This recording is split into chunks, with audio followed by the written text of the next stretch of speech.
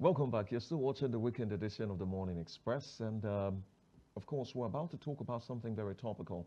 Insecurity has been the most talked about conversation on several platforms, and rightly so, because of course, in the week, we saw a new sheriff take over the Ministry of Defense.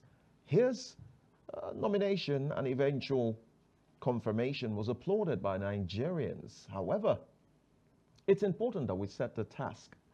We look at the task and we set the agenda for his new office. He's been there before. It's a familiar terrain, but not as a minister.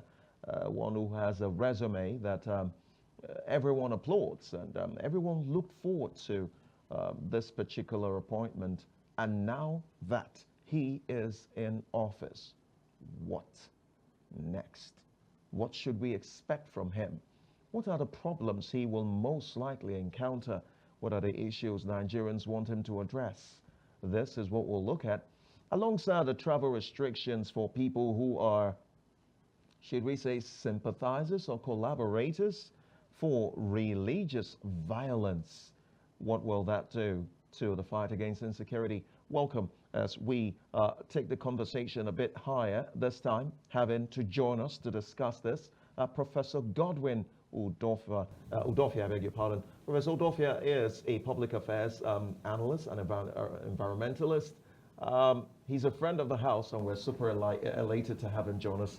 Good morning and welcome, Prof, and compliments of the season. Thank you so much. Good morning. And welcome to Morning Express. It's good to be here with you. It's good to see you, sir. And since we're talking about looking at the security nature of a country with the new defense minister, I think first is to capture what the Ministry of Defense is all about. And in Nigeria, it has key areas of responsibility, which is policy and strategy, which has to do with formulating national defense policy.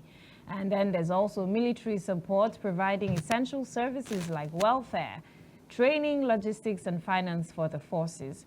Civilian and military integration, that's managing both civilian staff and the military component. And there's also procurement and development, acquiring equipment, enhancing defense industries, reducing foreign reliance. There's also international cooperation, promoting collective defense through the AU, the ECOWAS, United Nations, and all of that, and peacekeeping missions. There's also education and welfare. And then there's security operations, coordinating anti-insurgency efforts and maintaining national security. These are the core responsibilities of the Ministry of Defense. But before we get to analyze them one after the other, we'll take some clips of some of the activities, recent activities that has spurred out the discussion on the defense of Nigeria. Let's take them. Whenever the president of the Senate or the chairman rises during a debate, any senator then speaking or offering to speak shall sit down, and the Senate or the committee shall be silenced so that the president of the Senate or the chairman of the committee of the whole may be heard without any interruption. I tactically stood up so that those who are old senators will understand why I'm on my feet.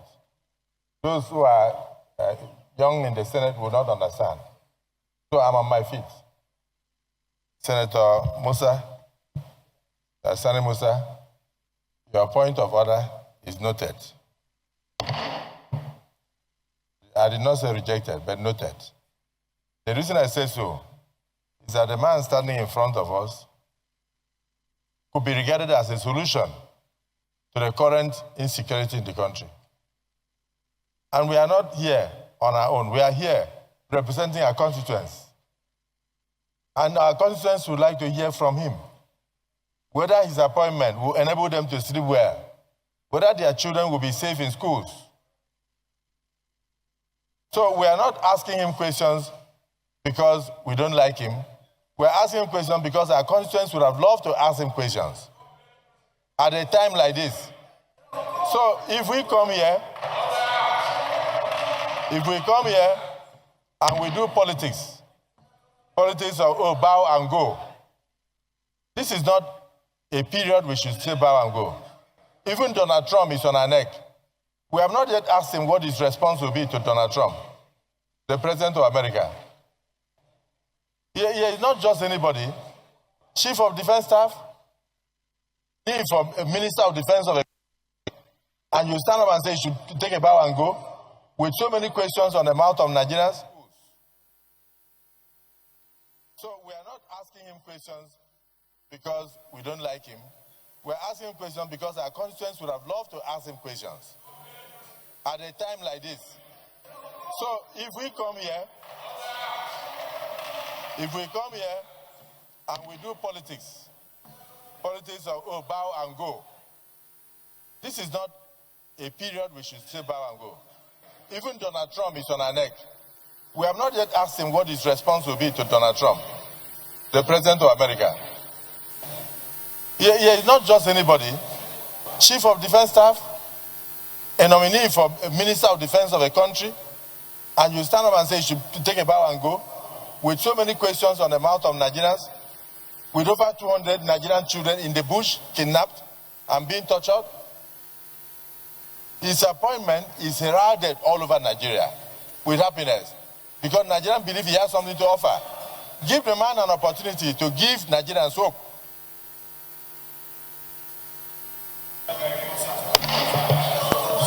His assurance, we will win this war. We shall win this war. Not can. Can is about potential. We have thought we shall win this war. That's the kind of kidnapped. State governors and other stakeholders are panicking. And we negotiate. And on the floor of this Senate, many distinguished senators remind us that people know where these terrorists yet or anybody purport to represent the state will negotiate with bandits. They come to these uniforms statement. Even doubt the president's capacity to identify competent hands has never been in doubt. I ask somebody here, have we ever condemned any demand? And I want to congratulate you for that. You have achieved a lot in your military career, and this is another chance for you to prove yourself. As such, you cannot afford to fail. To ask you what you are going to do to achieve this feat put before you, if confirmed, is like asking somebody eating food to drink water. As such, I know the Senate knows what you need to do. You know what to do. My only concern is that what the Senate President has said, there have been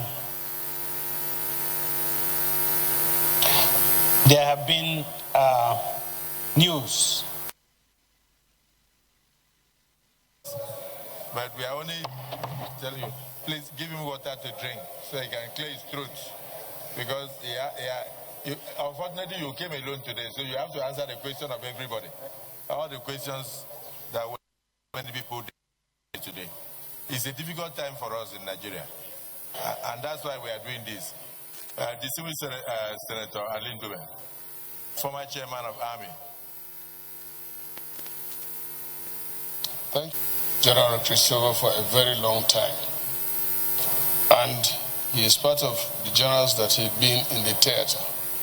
The theater means the Northeast, where we all know is the epicenter of Boko Haram until now, that the Northwest has joined, and other zones. I worked closely with the retired general, and in fact our relationship has gone beyond official to personal. I just want to add to what distinguished Senator Ahmed Lawan said, and to also urge our colleagues to give this gentleman the optimum, and this is in the field of appropriation. And not only that,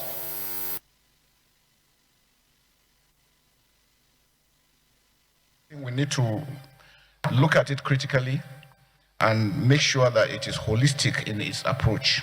Now, we must build the resilience of our communities because crime is localized. We're able to build the capacity of the locals themselves to be the first responder, because when they come, since security agencies cannot be everywhere, it's good we build them. Our schools must be secured.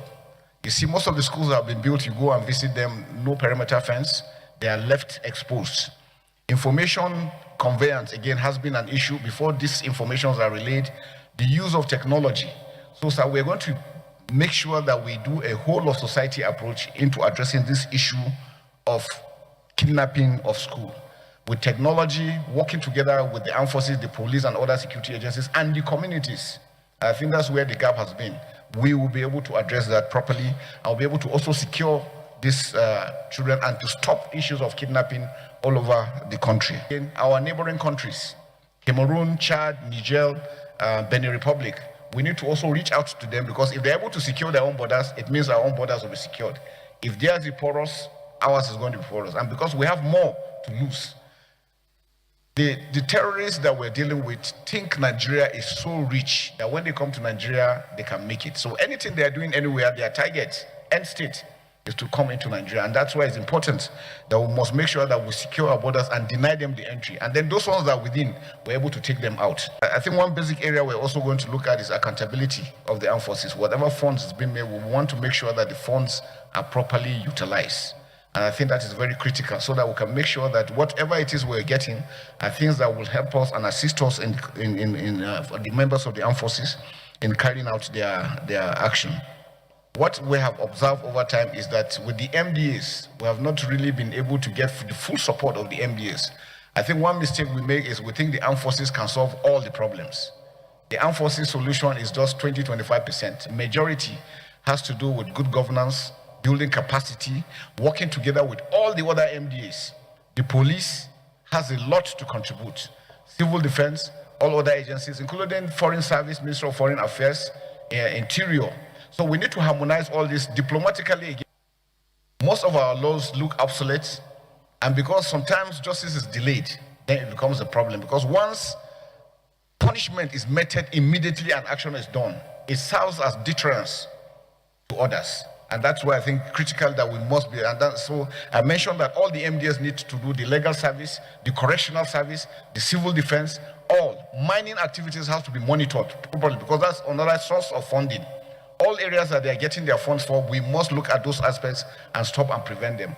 And like we said, sir, the ability to also monitor where the funds are going to. If we're able to do that holistically using technology, sir, we'll achieve so much. Thank you. You answer questions, but you will not give any strategic information on the strategy that you use to achieve your aims of securing the nation. You will not. And anything you want from this Senate or National Assembly to assist you to do the work, we assure you that we are available. Is that the view of the Senate? Yeah. So really, don't take it that we are not happy. We are all happy. We applaud, Mr. President, for your nomination. We have a lot of hope in you based on your track record. But a few questions are begging for answers. The Senate has just set up a committee to find out from the cry of the governor of Kebbi, who gave the order for the soldiers who had prior information that kidnappers were coming to the school. Is it St. Mary's School or where? Maga. And they went there and they even took the students to the field and taught the students what they would do when the kidnappers come. But 30 minutes before the kidnappers arrived, somebody gave order for the soldiers to withdraw from the school. And the kidnappers came and operated, and children were packed away. And the governor raised alarm all over. As the Chief of Defense Staff, former, now a nominee for the office of Minister of Defense, I want you to know that this Senate has set up a committee to investigate who gave that order and why they withdrew to give access to kidnappers to take those children unhindered. is something that people would like to hear from you. And we are, as we speak now, Brigadier General Oba has not been found, whether he's killed or not killed. He made a phone call to disclose his location. Who gave those coordinates for the kidnappers or the terrorists to go and pick him? Those are questions begging for answers. And then somebody like you is highly placed in security service. You have been everywhere. You have attended all the ranks. You come before the Senate and somebody is saying, take a bow and go. When you take a bow and go, where is Brigadier General Oba? When you take a bow and go, where are the children? How are we going to get the children back? You should make a statement on that. Please, I would not want us to ridicule the nomination of the president. The president knows why he brought him. And he has ideas of why he brought him. Let him also tell Nigerians what he will do in that regard. He doesn't need to disclose the strategy. Point of order. Distinguished colleagues, the Senate, the Committee of the Whole, considered the request of Mr. President, Commander-in-Chief of the Armed Forces for the confirmation of General Christopher Musa for appointment as a Minister of the Government of the Federal Republic of Nigeria.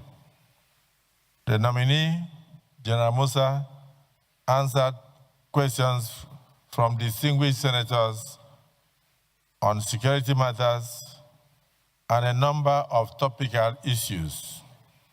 And thereafter, the Committee of the Whole approved the nomination of General Christopher Musa as a Minister of the Government of the Federal Republic of Nigeria.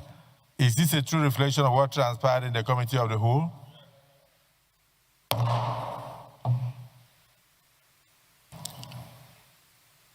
Distinguished colleagues, will the Senate now confirm General Christopher Musa as the Minister of the Government of the Federal Republic of Nigeria?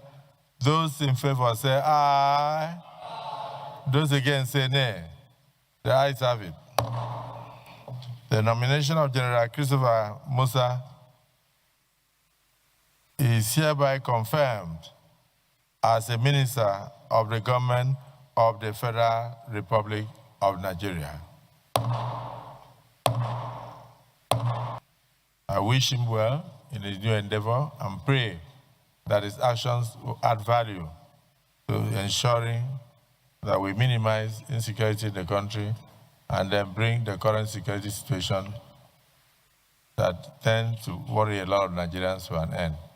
I congratulate both the nominee as well as the appointer, Mr. President, and congratulate the Senate for doing a great job. President Bola Ahmed Tinubu, GCFR, for the trust and confidence reposed in me. I take that very, very seriously.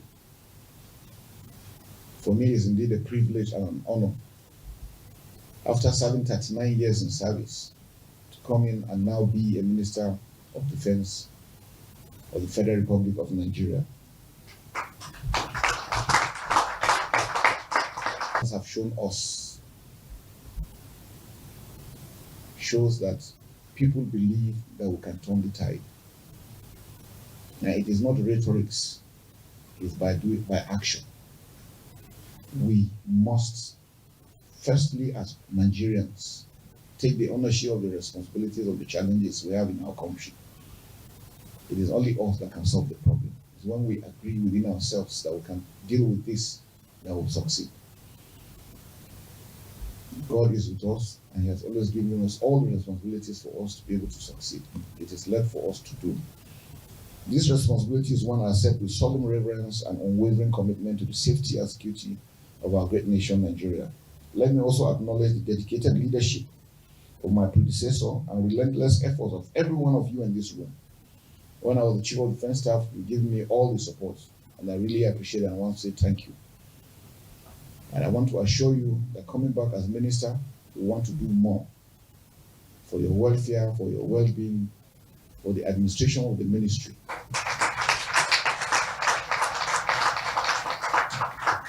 I strongly believe in reward and punishment. You do well, you are rewarded. We take corrective measures so that we can succeed. I don't believe in Naso we did one. We must assess everything that we're doing and see whether how we can improve on it. I believe in having a very positive workforce. We're going to listen to your challenges, and whatever we can do to address them, we'll do that. But what I count on you is you also put in your best. You know your task ahead.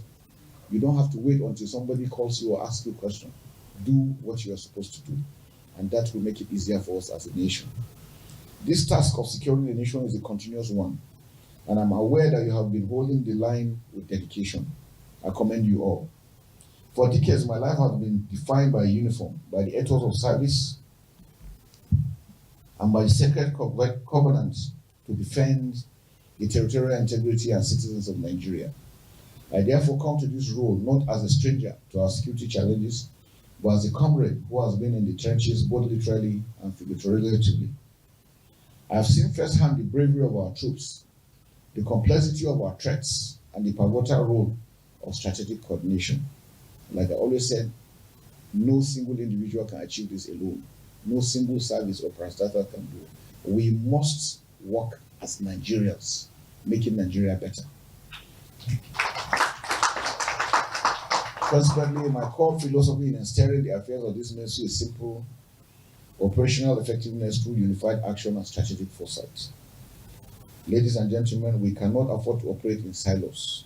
We cannot tolerate gaps between policy and execution, or between the ministry and the services. This ministry will be a powerhouse of strategic direction, enabling support, and a relentless accountability. We must provide that support for our troops to continue to succeed.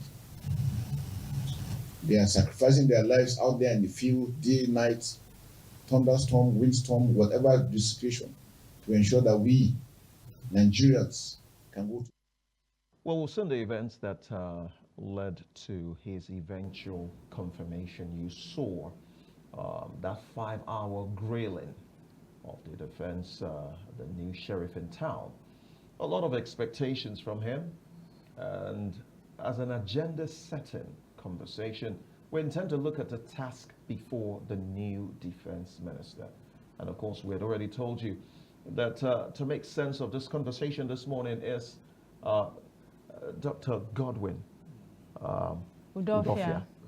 I think he recently got approved as an associate professor. Congratulations. So, do we call you Prof or Doc? I think you are at liberty to call it. Okay. The title is not very important. Okay. Now, let me be the first to take or fire the salvo. We have seen the security situation in the country, let me just call it the past 1 month. It is one that has troubled a lot of Nigerians and made Nigerians ask questions as to when this whole thing will end. Just recently, Mr. President reshuffled the cabinet for a bit on the security side, brought in new service chiefs, and then we saw the resignation of the former defense minister, and now we are seeing somebody new. How strategic is this move to get results? Do you think it was a master stroke of a sort by Mr. President to tackle this issue? I think I will personally thank the president for taking this very, very important move.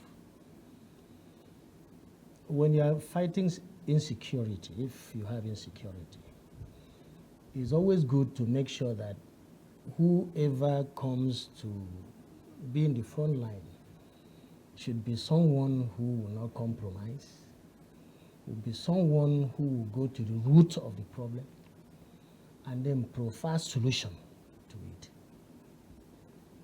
So government move in this direction, to me, is a very welcome one.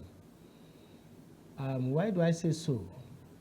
The former office occupied by the General Musa, Chief of Defense, there were limitations in that office. There were quite a lot of limitations. He was only restricted as far as the military operations and things like that were concerned. But other supportive and supporting rules that could have made the fight to be successful, he never had control over those things. So moving him from there as the chief of defense now to the ministry, because the activities of the defense headquarters is under the Ministry of Defense. So now moving him from there to this other side is a clear statement concerning the fight. Well, Prof, you've mentioned that there were limitations in the former portfolio, and with this new one, he might have more powers to ensure that he carries out the job. Now, if we date back to January, early this year, he had an interview with an international media outfit, and he mentioned or outlined so many critical problems or issues that are affecting Nigeria's security, and how those, one of that was international conspiracy and funding of terrorism. In fact, he also spoke of challenges of equipment procurement. Those are some of the things he had mentioned. Now, we talk on one side. In fact, he had captured some of those discussions during his appearance at the National Assembly. Talk on one side. Has he, over the years, proven that beyond knowing where the problem is, he can tackle those issues? From his responses? From his responses, his activities over the years? Yes, yes. You see, you can only get to understand an individual after you've taken him through evaluation. And one of the ways that you can evaluate someone is through interview. You listen to him, and from his responses, you should be able to know. No, I'm talking of his previous yes, activities. Yes, that's where I'm going. He knows the problem of the country. As I said, there were limitations. When you're talking about fighting insecurity, there are a lot of things that will be needed. How about arms? How about munitions? How about the international collaboration that we are talking, and all those things? And the insecurity in Nigeria has an international dimension to it. It's not hidden. Everybody knows. They come out openly to say, when they talk about Islamic State of this thing, it's not localized, or ISIS, it's not localized. In addition to the internal, the other one, the local problems that we're having. So these things are supposed to be handled at the governmental level, which is a limitation to a chief of defense staff. So those were the things he brought up. Now, what we are saying here is that the new position now that he is occupying will give him enough opportunity, to tackle the insecurity headlong, because he will be in a position to interface directly with the president as a minister in the cabinet. He will be able to raise memo and present to the executive council on what should be done. And he knows the terrain, and he knows the logic, he knows everything concerning, the operations. He has been in the service for the past 39 years or thereabout. Yeah. He's very experienced. He's very, very experienced. And he has had different commands, both at the training level, the command level, the operational level. He was been in the field with Operation Lafayette. Yes, he was and there a commander. was also the Herding K. Operation Herding K. Yes, the other one, he was in Lafayette. Yeah. He was the theater commander.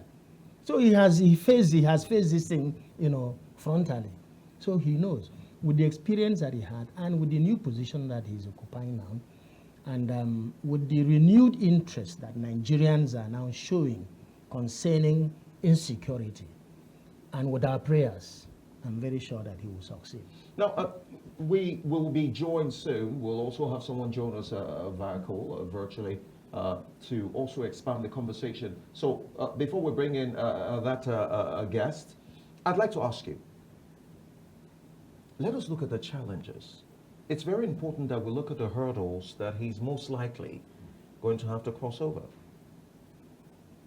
the issue of sabotage, the issue of collaboration, the issue of funding, and then the issue of intelligence. How do you suppose he's going to be able to manage this that his predecessors were not able to? Yeah, I think with the new role that the position is occupying now, he is in a better position to, will digest and sift through. One of the major problems that the military had in the fight against this insurgent had been sabotage, as you just said. There are two cases that have been mentioned where the location of the General Oba was. He sent a message, an encrypted message, end to end. And it was compromised. To a particular either office or officer. How did that message, that information get out from that very office to the bandits? So these are the clear cases of why the Nigerian troops or the Nigerian military have not succeeded in the fight against, because they have a lot of moles, systemic. They have a lot of moles in the system. And a situation where somebody is firing to save himself, and eventually he comes back, you court-martial the person, asking why he was firing. I suppose I waited for an order when you were faced with barrage of fireworks from the enemy. You were supposed not to return fire and wait until you're given an order. These are the things that. Okay, let's bring in our guest who's joining us virtually, Dr. Ambrose Igboke, who is also a public affairs analyst. Good morning, and thank you for joining us on Morning Express. Good morning. It's good to be here. Okay, before you joined us, our guest here in the studio was already analyzing or discussing issues regarding the task ahead for the new defense minister. And let me pose the question to you about this recent appointment of General Christopher Musa as the new Minister of Defense for Nigeria. And from the grilling at the National Assembly. 5-hour grilling, you must make that clear. Yeah, 5-hour grilling of the new defense minister. What do you make of that grilling procedure? Is the Senate also trying to ensure that the people they send out as ministers are capable of ensuring that their job is done? Well, two things came to my mind. One was that, I said that, so Nigeria Senate, the tech Senate of the People's Republic can actually do a nice work. So the Senate can actually do its core duties. But I didn't know that the tech Senate was that serious, because for you to agree, because it was a matter of take a bow, leave. And somebody attempted to take a bow and make that statement, take a bow. And the Senate president said, no, you cannot do that, because we have not been able to answer Donald Trump, even the questions is posing to us. So that means it's going to ensure fear of Donald Trump, our leaders, in the beginning of action. Secondly, it now agitated my mind to say that what we have been advocating for since a long time is that when the executive sends lists of nominees for ministers to the Senate, it henceforth to insist that those nominations should come with portfolios, so that when you are, for example, you send people's names, they don't have portfolios. How do you read them? That is why they always say, take a bow and leave. Because there's nothing to scrutinize the person. But Christopher Musa came, and they know that they were scrutinizing as the person.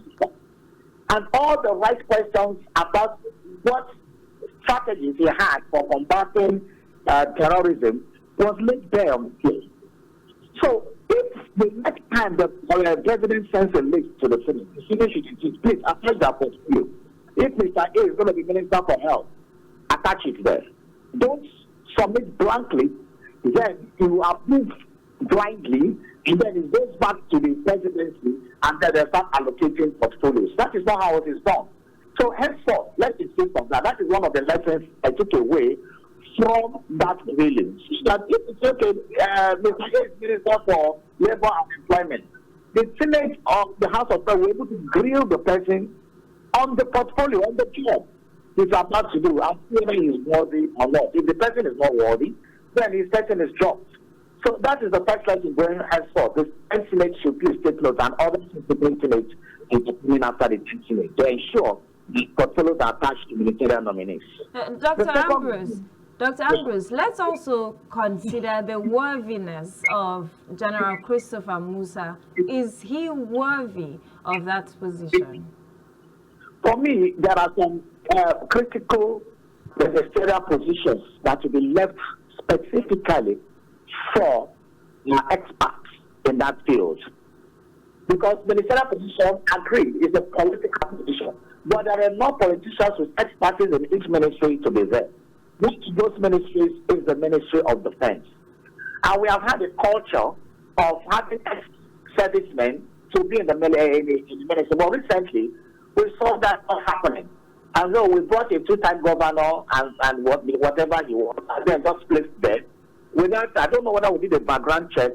We want to fight people sympathy too. No, that doesn't work. And so it's authorizes participants and the rest. We don't have people in the first place been making this decision for that many, for this defense. But it took the head of the president of the United States to make our own president reconsider that decision after 2 years, after we had lost a lot of things, to be able to now say, please, you have to go. Then he had to resign. So that is what I said. Christopher Musa had to be called out of retirement just 6 weeks or so after he retired. I think this is one of the fastest calls I can remember, and it shows that just like 6 or 7 weeks ago, he was still in the theater of command and control of the armed forces as a chief of defense staff. So it is worthy to know that, and people said he did well. And now that he's back, we are hoping to say that he will do well, because those within the command and control of the armed forces are still his boys, in quotes, and then people that work with him. The current CDS, chief of army staff, when he was the CDS. And so these are the comradeship, and they're still very, very warm, because it's not long ago he left. And I believe that now that he's not in the political gap, the men and the officers in the armed forces can even relate to him, and he understands their problem. And now it's no more, the military have their ways, don't complain and all those things. But now that he's now wearing the political gap, he can now, I think, come of those things, take it politically and take it to the head of state and commander-in-chief, so that he will be able to then do his work accordingly. Okay. Then that validates that process, and you can see the brilliant answers he offers. That was a heartwarming to know that he's ready, and I hope he will give him all the necessary support to make him succeed. All right, Dr. Ambrose, let me ask you. We are confronted with several challenges, and we're not just dealing with conventional battle as we know it. This is an unconventional war. Can you, if you will, talk to us about how daunting the task will be for him, or easy, if you consider it so, for the new defense minister? Yeah, you are right to say that we are in a kind of battle that is not the usual. There's what we call the linear warfare, and there's what we call asymmetric warfare. What we are in is asymmetric warfare, where it's not you don't know sometimes they use soft targets, kidnapping, surprise attacks of communities, sacking of communities, murder, suicide bombings, and all those things. Those are the things that asymmetric warfare is. So there are no positions per se. It's okay when it is linear, like what Russia and the Ukraine is doing, as a linear warfare war, where you look at this is our territory, this is your territory, and you then take the linear version. What this means is asymmetric. It comes with all forms of complexities. But at the same time, when the terrorists strike, they have camps. Because they also they have structures, they have camps, they have locations that they stay. They have they communicate through modern communication technologies. So they are known as being attested to the governors, to some senators, and the rest. We cannot pretend that these people are not known. They are known. There's GPS tracking. They know where they are. They're making calls for ransom with our telephone, GSM telephone services, and they can be tracked. So the war is more complicated because there have been a lot of allegations about insider sellouts. So General Musa will have a tough one there to see whether to investigate that and find out anybody who is culpable is not even made near to be near or even court-martialed or removed entirely from the force, so that the war cannot be sabotaged within. That is one of the complexities. The second complexity is the financiers of this war, or the enablers of the war, both political enablers, both financial enablers, both tactical enablers, have to be fished out. Some time ago, maybe in the last 2 years or so, I think UAE, that's Emirates, gave us a list of people suspected to be financing terror in Nigeria that is going through their own banking system. We didn't act on it. Till now, I've not seen it. Till today, Boko Haram, they said the terrorist group in Nigeria. Why are we not doing that? So that with these people are terrorists. So I focus on them, but they're nothing. We see how people like Sheikh Gumi going around saying that these people need their sympathy and not war. And so when we have those kind of elements enabling these people, and the federal government seems to be afraid to take decisive action, then you start asking some questions. Why is this happening? So therefore, the Senate president and his members of the House should now start. This is not time to be nice, or time to be eating rice in Nassau, or the invitation to eat rice in Nassau.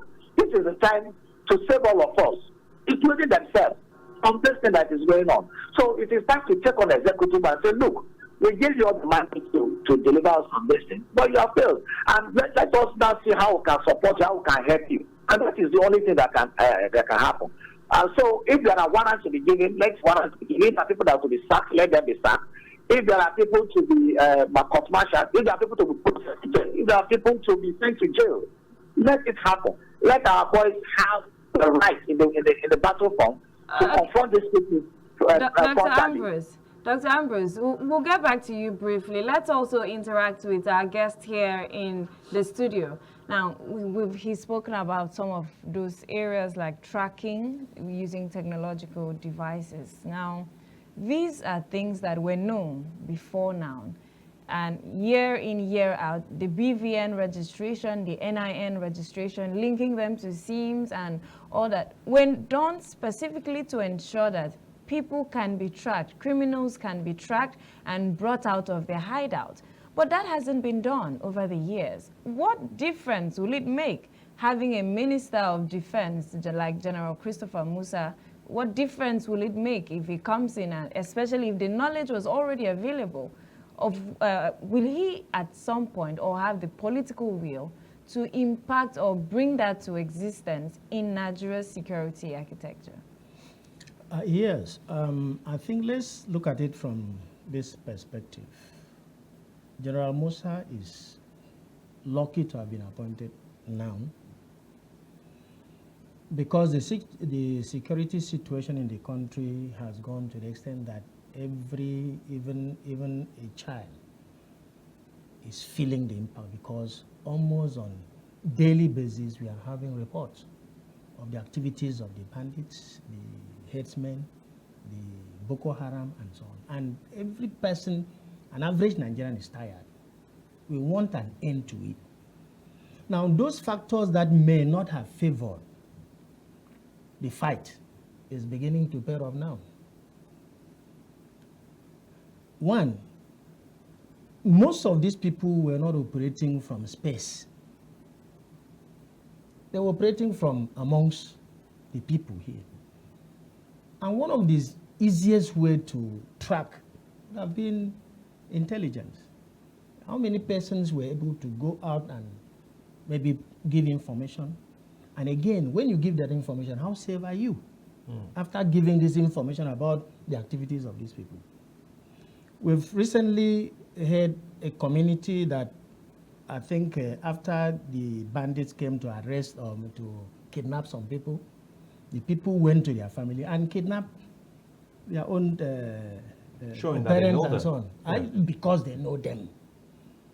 And then they send message to them, if you don't release those people, if you are looking for 100 million, we will look for 200 million for your people. And eventually they release those people.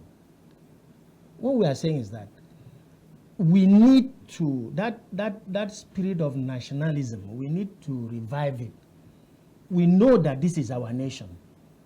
It is only those who do not really belong here who want to do anything anyhow. There is an adage in vernacular in Ibibio. They say, as a stranger comes in to plunder, but the native, the son of the soil, will tend to, protect. So if you are a Nigerian, that nationalism, that very spirit has to be revived in the first place. So that when we see things and we hear things, we can make reports. That report will constitute the intelligence that will be used in fighting against this. But what if the communities are already compromised? It is what I'm saying, that it is General Musa is lucky that is coming now. I don't think most of our communities are seriously compromised again, because we've seen the atrocities by this in the hands of all these bandits. People are, currently, if you look at sometimes in social media, you see groups of people apprehending certain people. They say they caught them in their forest. They brought them out, put them on social media, asking questions, what are you doing here? Where are you from? And from all those interviews, you realize that a lot of them are not from Nigeria. They are not from Nigeria. So the major problem we are having is that apart from collaborating with certain groups of people in Nigeria, most of these people that are creating problems in Nigeria are not Nigerians. And therefore, we that believe that this is our country, we should stand up, work together to make sure that we dislodge these people. Okay. Dr. Ambrose, let me come to you. One very critical aspect of this conversation is on the approach. We have heard the term kinetic and non-kinetic over time. Let us talk about the approach that you think the new defense minister may most likely adopt. Or do you think he's going to have a problem with approach? Because given that we have approached this war with both kinetic and non-kinetic, and we haven't exactly gotten the result, you think he's going to have a problem with approach? These nomenclatures and, bombastic words that we use to confuse citizens, kinetic and not kinetic and all those things, no matter the approach, that is not the business of the citizens. The citizens want results. Whatever that will give the results, I will ensure that I'm no longer afraid to travel by road because of being kidnapped. That I'm no longer afraid to go to some states of the country because of I'm afraid of being killed. That our school children are safe. That communities are no longer afraid to live in peace. That farmers can confidently go back to their farming enterprise without fear of being molested, raped, killed, or massacred. The villages know that they have a federal government, they are Nigerian citizens that are protected by the federal government, which have given the mandate and which the Constitution bestows on them for the protection of the citizens and security. That is what Nigerians want. So whether you are getting kinetic, whether you are getting kinetic, whether you are getting nuclear energy, whatever you want to use it. But again, this minister, General Musa, retired, has made it clear that he's not going to negotiate with terrorists. So that means some of the non-kinetic approaches may not be applicable. Therefore, he also alluded to the fact that we have been hearing right from time, although it's only, but he also alluded to the fact that why will somebody in the battlefront be confronted with danger and you're waiting for a higher authority or directive from somebody who is not in the battlefront with you to engage, not to engage. That is an anomaly that has been happening, and I'm thank God it's coming from him. And he has said it. Somebody, the military is not trained for that kind. We have reduced the military combat to administrative nuisance,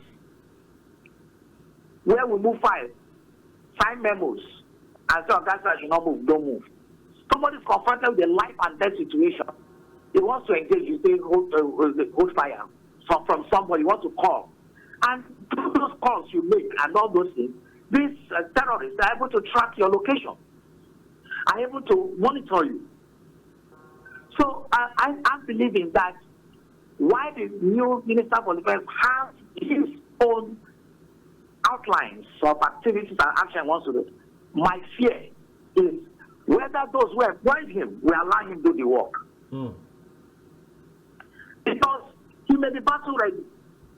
If you have moles in government, if you have sympathizers in government, people have been complaining about the Minister for State Defense. What is this doing there? If the Commander-in-Chief wants to these things to work, the Senate, the House of Reps, everybody can just tell that man to give this new man a breathing space and let him resign, so that there can be new people engaged in this war, people who really want to deal with the situation. Okay. Then there should be special fund, special war fund. The minister cannot be tied because it's a security emergency situation we are. The minister cannot be tied to the bureaucracies of the ministry. Moving files, memo, going to director of finance, going to this, going to that to sign before procurement are down. Deployment and Dr. Ambrose, forgive me to barge in. Hold that thought there. I want to bring Dr. Godwin in. He spoke of something very fundamental, which is the bureaucracy of, going through processes, and we know how bureaucratic that can be. In fact, during the grilling, a senator had proposed that the funding of, the military's fight should be in the first line charge. I'd like for you to speak to that. Will that not cause some kind of problem, especially accountability? Okay, no, I think before I go to answer that, let me just say one or two things about the kinetics and the non-kinetic approach. Nigeria is at war. Nigeria is at war, whether we like it or not. Now, the role of the military, when challenged, is to do what? Engage. Engagement, that is the part of the kinetics. So the very first responsibility of the minister and his team is to engage the bandits, which is the kinetic aspect of it. So at this point, non-kinetic doesn't come to play? Forget that. Non-kinetics may come later.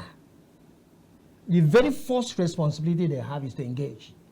When you push them back, areas that have been liberated, you can then come in, they bring in the civilian and so on, the other things that will come and support, establishment of normal life in that area. But that is the responsibility of the military as far as this matter is concerned. It's not a matter of to go and negotiate or whatever. You don't negotiate with terrorists. Take the fight to them. And when you take the fight to them, the military might, the might of the nation and an organization, I don't think they can be able to withstand.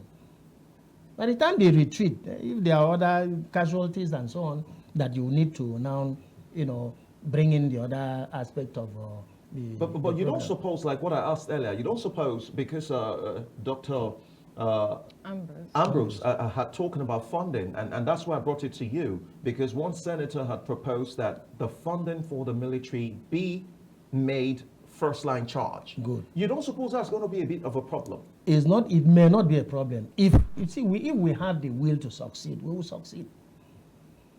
All those bottlenecks are created by people, and they are created by people that have vested interest. People are benefiting from the crisis we're having in Nigeria. It is those people that will make sure that those things are not put in place. Yeah, but if you make it first line charge, that means it's going to take it away from, scrutiny. All those things that are necessary. And it can predispose it to exploitation. It is exactly what I'm trying to say. By the time that we identify that this is a problem, we are in a state of emergency as far as insecurity is concerned in Nigeria. And everything that must be done should be done to make sure that we fight it frontally. And one of the major things that had hampered, we've been hearing, is funding. Funding for procurement. Even there are situations where sometimes the funds are available, but you can't even have access to those weapons or those ammunitions. Like what happened during Jonathan's time. Well, the money was there. There's been so many reactions on this particular issue. We'll just take some of them and then we'll just wrap up the conversation. Okay.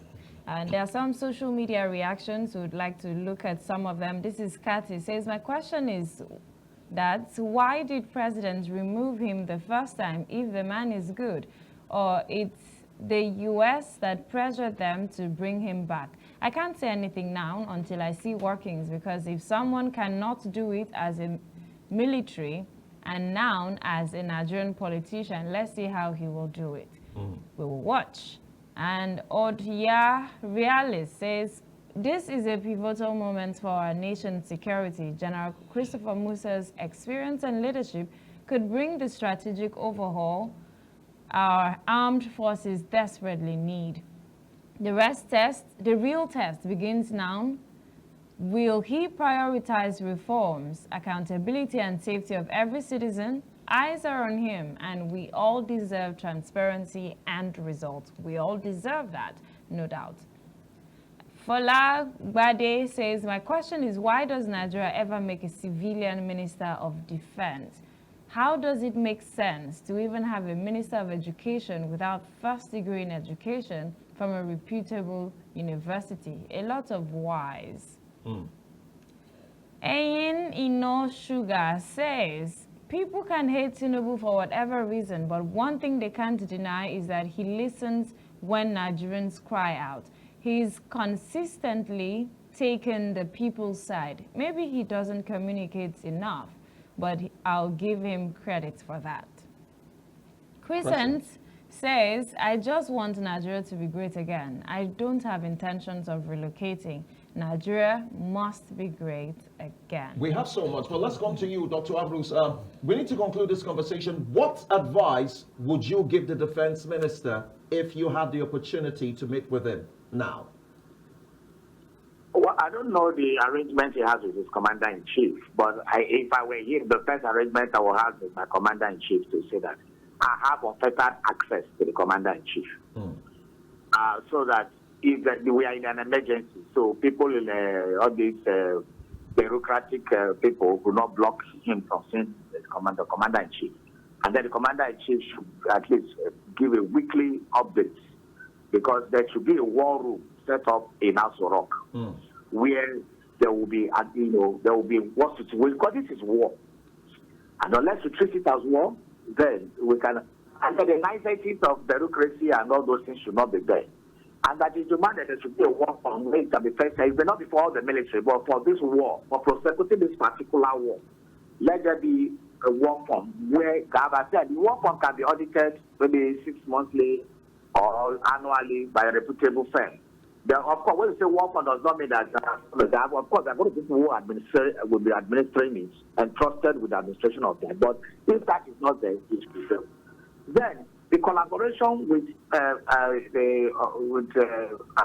friends, some other sovereigns like the United States, France, and other people, and UK, United Kingdom, Britain, we should not be able to now look at it and say, okay, what do we need? What do we need to activate? How do we need to ramp up? And then the defense minister should also talk with the defense chiefs and the service chiefs to see whether this is a time to also bring back. Yeah, I remember Jonathan brought in mercenaries. Russia, with all its military might, employed the Wagner group as a mercenary and they are still, employing more mercenaries. This is the time to bring in mercenaries to be the front line charge. so that issues of any links to those people will not be there. They will do their job and they get paid. All right, Dr. Ambrose. Finally, I want to tell the Minister of Defense, if they don't allow him to do his job. Okay, Dr. Ambrose. Thank you. Thank you for that contribution. Let me bring this to you, Dr. Godwin. The office is political, but the job isn't. What do you expect him to do? The first thing I would advise is that of he should take over control of the budget for defense. Procurement, he has to sit on it and make sure that whatever orders they are making and the equipment they have ordered is delivered. Accountability is also very important in that office. And then, like what Dr. Ibubu has also said, there should be a clear channel of communication. Unfettered access. Unfettered to the Commander-in-Chief. We are in a war situation. And during war situation, there must be contact, direct contact between the Commander-in-Chief and whoever is at the head of the operations. So we are expecting him to look for a way to let that be created if it is not there already. Because periodic briefing to the president will make the president understand problems on ground. So I think those are the suggestions I'm making. Then I think we Nigerians, we really need to pray. Prayers without action, to me, is not effective. So while we are putting things in place for actions to be taken, we also back it up with prayers. Dr. Godwin, God will help us. Udofia, thank you so much for your time. And of course, thank you to Dr. Ambrose as well for your contribution. Thank you, gentlemen. Thank you. Of course, as you have said, while we show the working, let's add some prayers. Jennifer. Thank you very much, gentlemen, for joining us on this discussion. Then we'll take a break. When we return, we'll be talking sports. Stay with us.